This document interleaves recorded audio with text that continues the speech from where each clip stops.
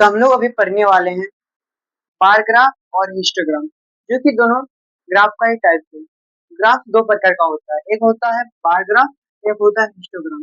तो चलिए इसे बारीकी से पढ़ते हैं।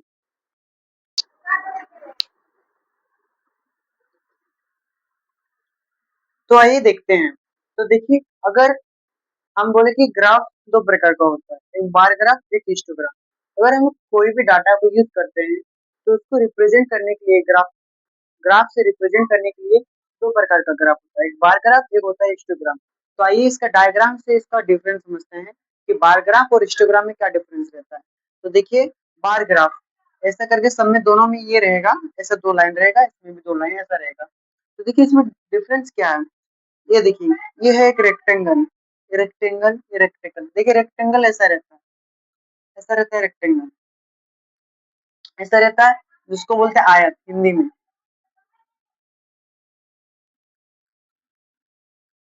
तो देखिए, इसमें भी रेक्टेंगल लगे हैं और इसमें भी रेक्टेंगल लगे हैं, लेकिन इसमें डिफरेंस क्या है। तो देखिए, इसकी जो रेक्टेंगल है उसमें गैप है, वो अनकनेक्टेड है। क्या है? अनकनेक्टेड। बार ग्राफ में जो रेक्टेंगल है वो अनकनेक्टेड है, लेकिन जो हिस्टोग्राम में ये है रेक्टेंगल, वो कनेक्टेड है। और एक चीज देखिए, ये है रेक्टेंगल और इसका जो with with with with with मतलब चौड़ाई,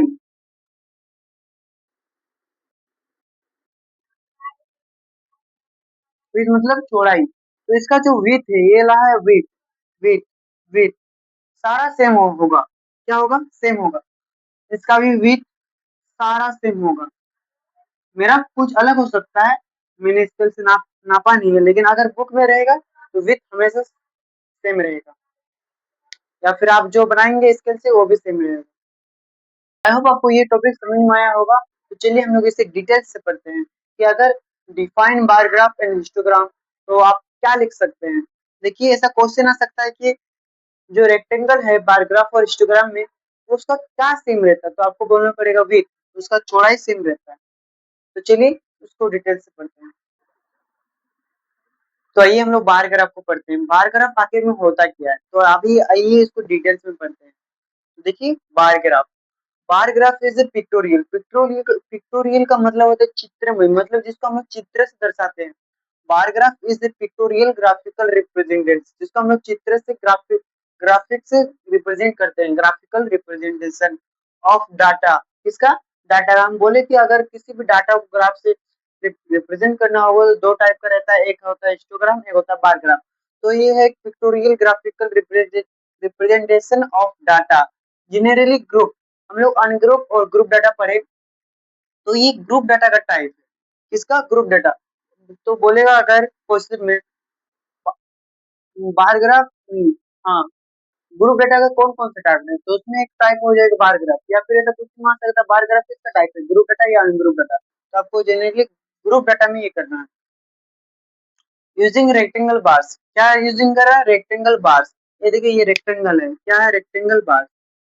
रेक्टेंगुलर लिखा है या फिर rectangle, rectangle bars. Bars of equal with, ये देखिए विथ मतलब चौड़ाई, इसका विथ है, इक्वल विथ है, सेम विथ है। तो equal with in the form of vertical और हॉरिजॉन्टल। ये वर्टिकल मतलब ये देखिए, वर्टिकल मतलब होता है एल, और हॉरिजॉन्टल मतलब होता है ऐसा। तो देखिए कैसे करके याद रखना। देखिए, वर्टिकल, हॉरिजॉन्टल, हॉरिजॉन्टल, तल, तल, तल, तल, ऐसे करके आपको याद रहता है। हॉरिजॉन्टल से तल, तल मतलब वो ऐसा रहेगा, तल। तो ऐसा कुछ ट्रिक है तो आपको याद रहता है तो कोई दिक्कत नहीं है। In the form of vertical और horizontal, in the form of vertical और हॉरिजॉन्टल। ये जो अभी वर्टिकल फॉर्म में है, देखिए हॉरिजॉन्टल, हॉरिजॉन्टल तल नीचे नहीं हो रहा ना, तो ये वर्टिकल के फॉर्म में है। और ये हॉरिजॉन्टल के फॉर्म में हो सकता है।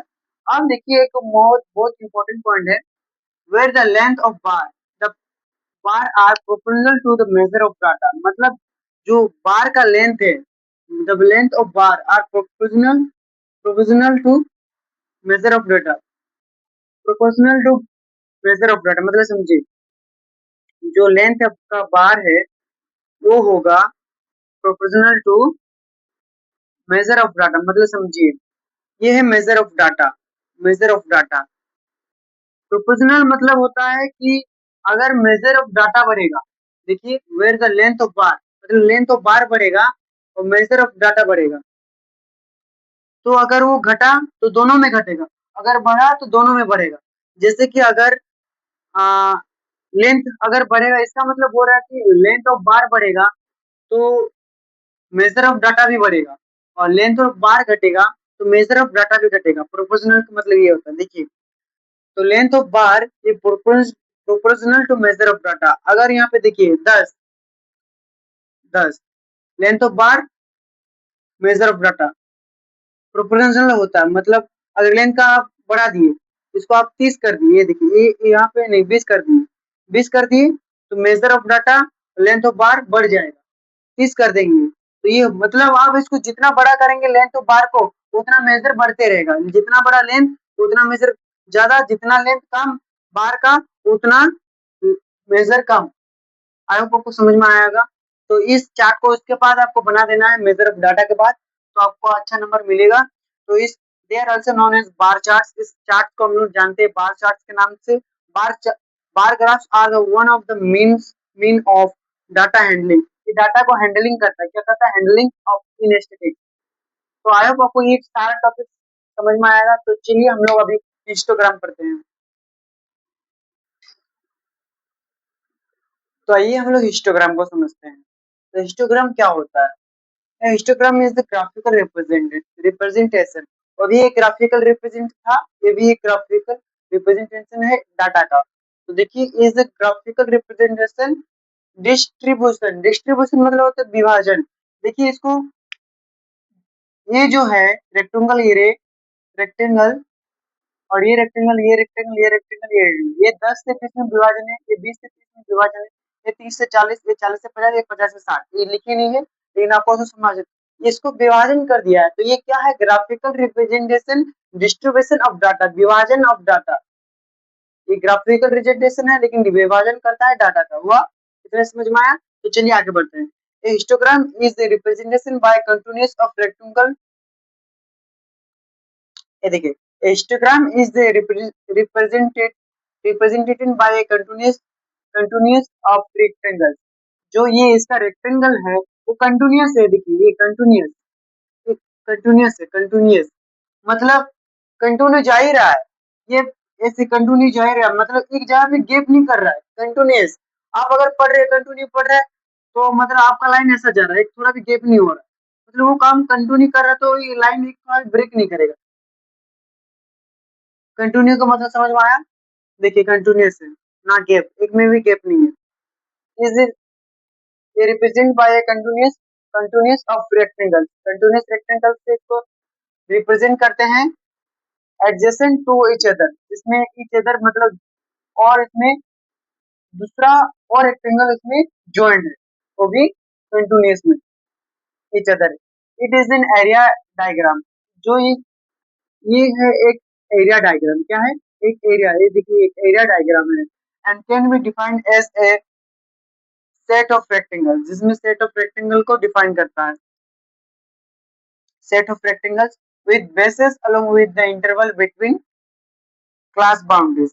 ये देखिए इंटरवल बिटवीन क्लास बाउंड्री मतलब वर्ग अंतराल, वर्ग अंतराल 10 से 20, 20 से 30 के क्लास क्लास बाउंड्रीज बता रहा है।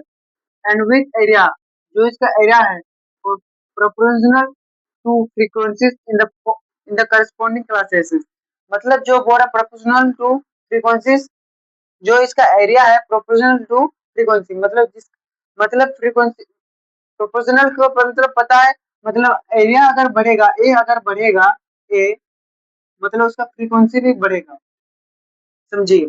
जैसे कि अगर यहाँ पे कोई ये है, इसका एरिया कम है, एक पर है, एक पर है, ये देखिए एक पर है, मतलब इसका एरिया कम है तो फ्रीक्वेंसी कम है, मतलब चाल यहाँ 50 से 60 होगा ना, 50 से 60, 50 से 60 में सिर्फ एक लोग काम करते हैं।